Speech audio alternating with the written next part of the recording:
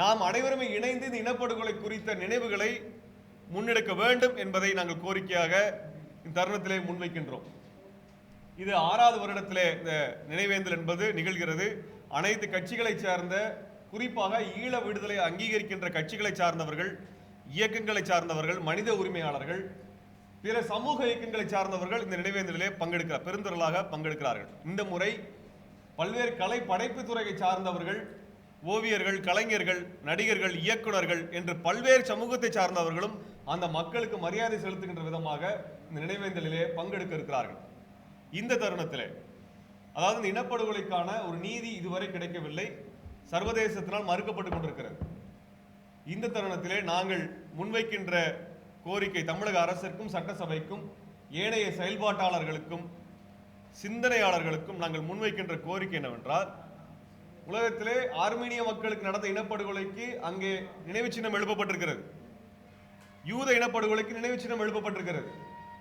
Rwanda இனப்படுகொலைக்கு நினைவு சின்னம் எழுப்பப்பட்டிருக்கிறது. உலகத்தில் எங்கெல்லாம் இனப்படுகொலை நடந்ததோ அங்கெல்லாம் நினைவு சின்னம் எழுப்பப்பட்டிருக்கிறது.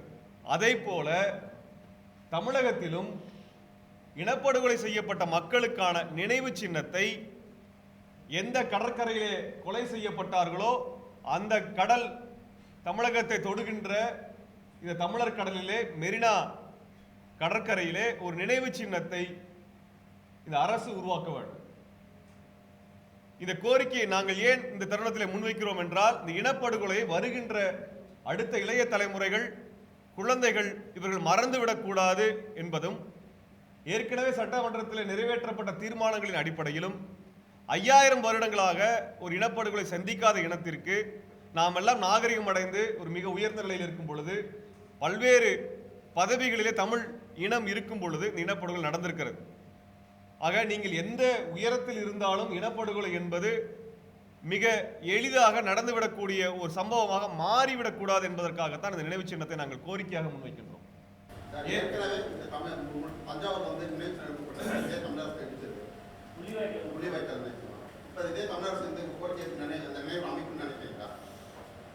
முள்ளிவாய்க்கால் முற்றத்தில் அவர் இடித்தது சொன்ன காரணம் அந்த முற்றத்தை இழிக்க வேண்டும் என்று சொல்லவில்லை, அவர் நிலத்தை ஆக்கிரமித்திருப்பதற்காக சொல்லியிருக்கிறார்கள். இது அரசாங்கமே செய்திருக்க வேண்டிய பொறுப்பாகத்தான் நாங்கள் பார்க்கின்றோம். அரசாங்கத்திடம் கோரிக்கை வைப்பது என்பது மக்கள் இயக்கத்தினுடைய ஒரு பண்பு. அந்த அடிப்படையில் இந்த கோரிக்கை நாங்கள் முன்வைக்கின்றோம். இந்த அரசு அவர்கள் நிறைவேற்றிய தீர்மானத்தில் உறுதியாக, நேர்மையாக இருந்திருக்கிறார்கள் என்றால் இந்த கோரிக்கை நிறைவேற்றுவார்கள் என்று நாங்கள் உறுதியாக நம்புகின்றோம்.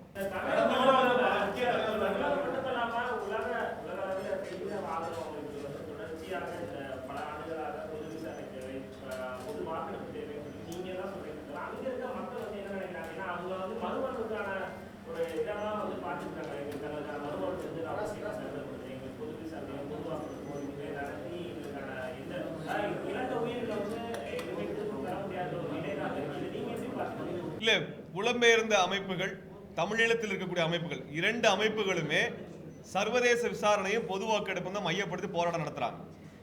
நீங்க தமிழீழத்தில் எடுத்துட்டீங்கன்னா தமிழக மக்கள் முன்னணி, தமிழீழ மக்கள் முன்னணி இந்த போராட்டம் முன்னெடுத்தாங்க. கடந்த பிப்ரவரி மார்ச் மாசத்துல பார்த்தீங்கன்னா யாழ்ப்பாண மாணவர்கள் மிகப்பெரிய ஊர்வலத்தை நடத்தினாங்க. அதுல சர்வதேச விசாரணை தேவை என்பதை முன்னிலைப்படுத்தினாங்க. அதே போன்ற புலம்பெயர்ந்ததில் தமிழர் ஒருங்கிணைப்பு குழுவிலிருந்து பல்வேறு குழுக்கள் சர்வதேச விசாரணை பொது வாக்கெடுப்பு மையப்படுத்தி தான் ஒவ்வொரு வருஷமும் ஜெனீவாவில் இருக்கக்கூடிய ஐநாவிலுள்ள மனித உரிமை அமைப்பினுடைய தலைமையகத்தை முற்றுகையிடுகிறார்கள். ஆக வாழ்வாதாரம் என்பது மீள்குடியேற்றம் என்பதே ஒரு பொது கோரிக்கை அல்ல. அந்த கோரிக்கையை நாங்கள் என்னவாக வைக்கின்றோம் என்றால், எங்களுக்கான நீதியாக தனிநாடு தேவை என்பதை வைக்கின்றோம். இதான் எல்லாருமே வைக்கக்கூடிய ஒன்றாக இருக்கிறது.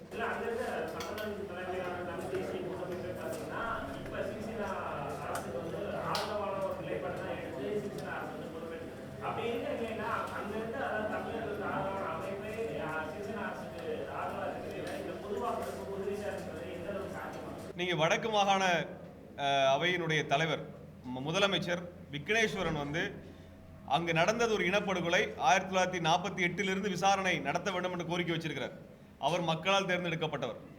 அந்த கட்சியினுடைய கூட்டமைப்பு தலைவராக இருக்கக்கூடிய சம்பந்தன் என்பதை விட அங்க இருக்கக்கூடிய தமிழீழ மக்களால் தேர்ந்தெடுக்கப்பட்ட விக்னேஸ்வரன் மூலமாக முன்வைக்கப்பட்ட இனப்படுகொலைக்கான விசாரணை என்பதுதான் மிக முக்கியமான ஒன்றாக இருக்கிறது. ஆக மக்கள் தேர்ந்தெடுக்கப்பட்டவர்கள் என்ன வைக்கிறார்கள் என்கின்ற கோரிக்கை பார்க்க வேண்டியிருக்கிறது. அங்க மக்கள் தன்னிடம் அனந்தி சசிதரன் போன்றவர்கள் ஐநாவினுடைய மனித உரிமை அவையிலே சர்வதேச விசாரணையும் பொது வாக்கெடுப்பையும் கோரியிருக்கிறார்கள். இதுதான் நாங்கள் பார்க்க முடியும்.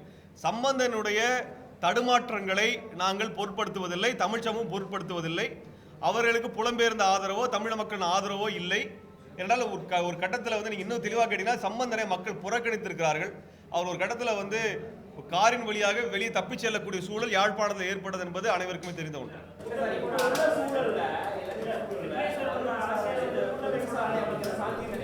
நிச்சயமா சாத்தியம். ஏன்னா நீங்க இதை விட மிக மோசமான சூழல் தான் வந்து தெற்கு சூடான்ல இருந்தது.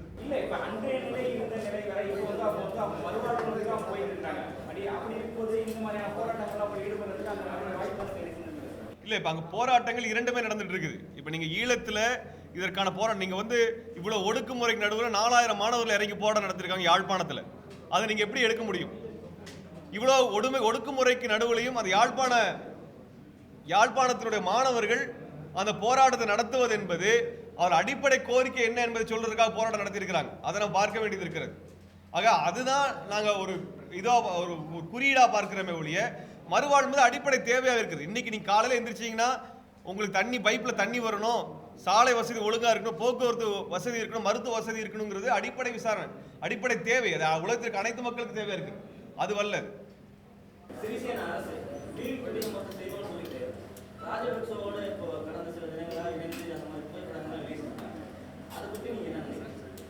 சிறிசேனா அரசு இந்த இனப்படுகொலை போர் நடந்த பொழுது கடைசி 3 நாட்களிலே அந்த ராணுவத்தை வழிநடத்திய வேலையை செய்தது சிறிசேனா தான் செஞ்சாரு. அவருக்கும் இந்த இனப்படுகொலையில பங்கு இருக்கிறது. நீங்க சர்வதேச விசாரணை வரும் என்றால் சிறிசேனாவும் கைது செய்து அவர் விசாரணைக்கு உட்படுத்தப்படுவார் என்பது சிறிசேனாவுக்கு நல்லாவே தெரியும். அதனால ராஜபக்சேவை காப்பாற்றுவது என்பது சிறிசேனாவுக்கு அடிப்படை தேவை. ஏன்னா ராஜபக்சேவை மட்டும் தனியாக தண்டிக்க முடியாது, சிறிசேனாவை சேர்த்து தான் தண்டிக்க வேண்டிய ஒரு கட்டாயம் இருக்கிறது. ஏனென்றால் அப்படிதான் குற்றச்சாட்டு வைக்கப்பட்டிருக்கிறது. ராஜபக்சே அரசின் மீதான குற்றச்சாட்டு என்பது அந்த அரசியல பங்கெடுத்த சிறிசேனாவுக்கும் இருக்கிறது. அதனால்தான் அவங்க 2 பேருமே சேர்ந்து நிற்கிறாங்க. நாங்கள் இந்த தருணத்தில் சொல்லிக்க விரும்புறது என்னன்னா, இந்த நினைவேந்தலுக்கு பொதுமக்கள் அனைவரும் பெருந்திரளாக கலந்து கொள்ள வேண்டும் என்ற கோரிக்கையை நாங்கள் முன்வைக்கின்றோம். ஏனென்றால் இந்த நினைவேந்தல் என்பது அரசியல் வந்து தமிழர்கள் நாங்கள் ஒற்றுமையாக இருக்கின்றோம், இந்த இனப்படுகொலை நாங்கள் அங்கீகரிக்கவில்லை என்பதை உலகத்திற்கு சொல்ல வேண்டியிருக்கிறது. இது உலகத்தில் இருக்கக்கூடிய ஐநாவினுடைய பிற கிளைகளுக்கு, அமைப்புகளுக்கு, தலைமைச் செயலகங்களுக்கு அழைப்பு கொடுக்கப்பட்டிருக்கிறது. சென்னையில் இருக்கக்கூடிய பிற நாடினுடைய தூதரகங்களுக்கு அழைப்பு கொடுக்கப்பட்டிருக்கிறது. அவர்கள் அனைவருக்குமே தமிழர்களுடைய கோரிக்கை என்னவென்று சொல்வதற்காகத்தான் நாங்கள் இந்த நிகழ்ச்சியை நடத்துகின்றோம். அந்த கோரிக்கை என்பது போர்க்குற்றம் அல்ல, அது இனப்படுகொலை என்று சொல்ல விரும்புகின்றோம்.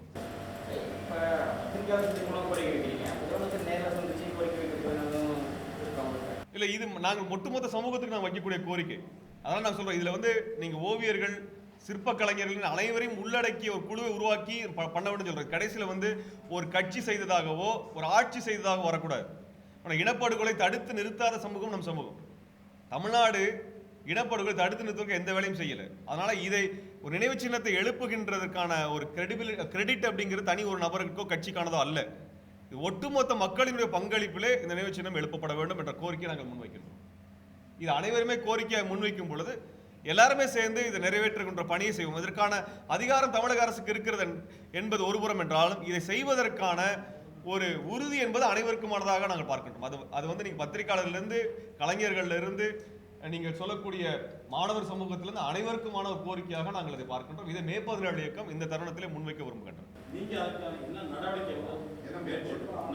இதற்கான ஆதரவை நாங்கள் தேடிக்கொண்டிருக்கின்றோம். பிற இயக்கங்கள், கட்சிகளோடு சேர்ந்து இதை ஒரு நடைமுறைப்படுத்துவதற்கான சாத்தியக்கூறுகளோடும் இதை செய்ய வேண்டும் என்பதற்கான அழுத்தத்திற்குரிய ஒரு நிகழ்ச்சிகளையும் நாங்கள் வருகின்ற தருண காலங்களில் நிச்சயமாக நடத்த இருக்கின்றோம். மெரினால வைப்பதற்கான காரணம் என்னன்னா, நீங்க மெரினா என்பது நம்மளுடைய தமிழ்நாட்டில் பாத்தீங்கன்னா ஒரு பண்பாட்டு சின்னங்கள் வைக்கக்கூடிய இடமாக மெரினா தான் இருக்கு.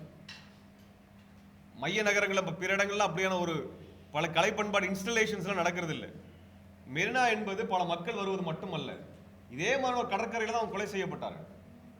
அதே மாதிரியான நம்மளுடைய மிக முக்கியமான அதிகாரத்தினோட மைய ஒரு பாதையாக இருக்கக்கூடிய மெரினா கடற்கரையில் வைப்பதுங்கிறது எல்லாரும் பார்ப்பதற்கான ஒன்றாக இருக்கு. உழைப்பாளர் சிலையை, காந்தி சிலை எதுக்கு அங்க வச்சாங்க? அரசு நினைத்தால் இதை வேணா மாற்ற முடியும். தடை என்பது சட்டம் அல்ல, அதை அரசு நினைத்தால் மாற்ற முடியும் என்று நினைக்கிறேன். இல்ல அது எல்லாரும் சேர்ந்து எடுக்க வேண்டிய முயற்சி, ஒரு கோரிக்கையாக நாங்கள் முன்வைக்கிறோம். கைது செய்யணும், இந்த போர்க்கூட்டம் வந்து விசாரிக்கணும் அப்படிங்கிற குரல்லாம் அடங்கி நினைவு சின்னத்துக்கு பக்கத்தில் திரும்பத்துக்கு என்ன காரணம்? இல்லை, ரெண்டையும் நாங்கள் மாற்றலை. ஏன்னா இது வந்து அதாவது நீங்கள் மார்ச் மாதத்தில் இனப்படுகொலைக்கான விசாரணை தேவை என்பதை நாங்கள் முன்வைத்து போராட்டத்தை நடத்தினோம். இது இனப்படுகொலை நடந்த வாரம். இந்த இனப்படுகொலை நடந்த வாரத்திலே அதற்கான ஒரு நினைவு சின்னத்தை எழுப்ப வேண்டும். ஏன்னா இதற்கான நினைவை நாங்கள் நினைவஞ்சலி செலுத்தக்கூடிய தருணத்தில் தான் இந்த கோரிக்கை நாங்கள் முன்வைக்கின்றோம். அதனுடைய காரணம் வந்து அதிலிருந்து மாறுவதல்ல. நீங்கள் அடுத்த வாரத்திலே நீங்கள் பார்த்தீர்கள் என்றால் ஈழ விடுதலைக்கான ஆதரவு போராட்டத்தை மே 17 இயக்கம் நடத்தும். அது தொடர்ச்சியாக நடத்துகின்ற ஒரு பணியாக தான் இருக்குது. இந்த கோரிக்கைக்காக அது இந்த தருணத்தை நாங்கள் பயன்படுத்திக் கொள்கின்றோம்.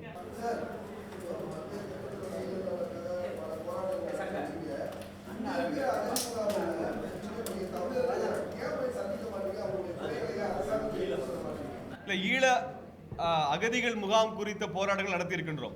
அது மட்டுமல்ல, குறிப்பான தகவல் உங்களுக்கு வேணும் என்றால்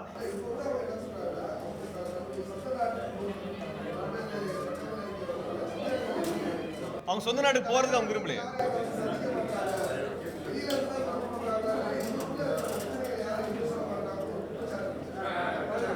அதாவது இங்கே அகதி முகாம்ல நீங்க எந்த அகதியையும் நீங்க வந்து ஒரு இயக்கம் சார்ந்து போய் பார்த்தீர்கள் என்றால் அந்த அகதிகளுக்கு தொந்தரவு தரக்கூடிய காவல்துறையை நீங்கள் கேள்வி எழுப்ப வேண்டியிருக்கிறது. நாங்க பேசினோம்னால், தொலைபேசியில பேசினோம்னால அடுத்த நாள் அவங்களுக்கு விசாரணை போறாங்க. நாங்க அவங்க வீட்டுக்கு போய் போனோம், அடுத்து உதவி பண்றோம் போனா அடுத்த நாள் அவங்க வீட்டுக்கு விசாரணை போறாங்க. அவங்க சொல்லக்கூடியது உங்களை உங்க நாட்டுக்கு திருப்பி அனுப்பிடுவோம், உங்களை சிறையில் போடுவோம்னு சொல்றாங்க. இங்க சிறப்பு முகாம் நடைமுறையில் இருக்குது. அவர்கள் அச்சத்திற்கு இருக்கிறார்கள். எங்கள் மீது ஒடுக்குமுறை வருவதா இருந்தால் பிரச்சனை இல்லை. நாங்கள் பல்வேறு பிற என்ஜிஓக்கள் மூலமாக அந்த உதவிகளை செய்து கொண்டிருக்கின்றோம். நேரடியாக உலகத்தில் வேற எங்கேயுமே இல்லைங்க. அகதிகள் வந்து நினைவஞ்சலி பங்கெடுக்க முடியுமானா தமிழ்நாட்டில் பங்கெடுக்க முடியாது. அவர்கள் இனப்படுகொலைக்காக நினைவஞ்சலி செலுத்துறோம் சொன்னாங்கனால் அதுக்கு அனுமதி கிடையாது இங்க இருக்க அகதி முகாம்ல. இது வந்து அகதி முகாம் அல்ல, அடிமை முகாமாக இந்த மத்திய அரசாங்கத்தினால் வைக்கப்பட்டிருக்கிறது. அகதி முகாம்கள்ல இந்த மக்களுக்கான நீங்க வந்து ஈழத்துல படுகொலை செய்யப்பட்ட மக்களுக்கு வந்து நீங்க நினைவஞ்சலி நடத்த முடியும். ஆனால் தமிழகத்தில் இருக்கக்கூடிய அகதி முகாம் நடத்த முடியாது. ஆனால் நீங்கள் வந்து திபெத்திய அகதிகளுக்கு எல்லா வசதியும் கொடுக்கப்பட்டிருக்கிறது. பங்களாதேஷில் வரக்கூடிய அகதிகளுக்கு எல்லாமே கொடுக்கப்பட்டிருக்கிறது. வாக்குரிமை கொடுக்கப்பட்டிருக்கிறது. தமிழீழ அகதிகளுக்கு மத்திய அரசாங்கத்தினால் எந்த அடிப்படை உரிமையும் கொடுக்கப்படவில்லை. நீங்கள் கேட்க வேண்டிய இந்த கேள்வி என்பது மத்திய அரசாங்கத்தினுடைய உள்துறை அமைச்சரை நோக்கி எழுப்பப்பட வேண்டிய கேள்வி. ஆனால் போன வருஷம் இதே மாதிரி லியோ சீமான் பிள்ளை என்கின்ற ஒருத்தர் அங்கு தீக்குளிச்சு இறந்து போனார் ஆஸ்திரேலியாவில். அவருடைய பெற்றோர் இறுதி காரியங்களுக்காக நாங்கள் போயிட்டு வரணும்னு சொன்ன பொழுது மத்திய அரசாங்கம் அதற்கான அனுமதியை வழங்கவில்லை. மத்திய உள்துறை அமைச்சகம் அதற்கான அனுமதியை வழங்க. இதை போன்ற ஒரு கொடூரமான மனித தன்மையற்ற நிலைப்பாடு மத்திய அரசாங்கத்திடம் தான் இருக்கிறது. அகதிகளுக்கு எதிரான நிலைப்பாடு இந்தியாவினுடைய உள்துறையினால் இருக்கிறதே ஒழிய இயக்கங்கள் இடத்துல இல்லை.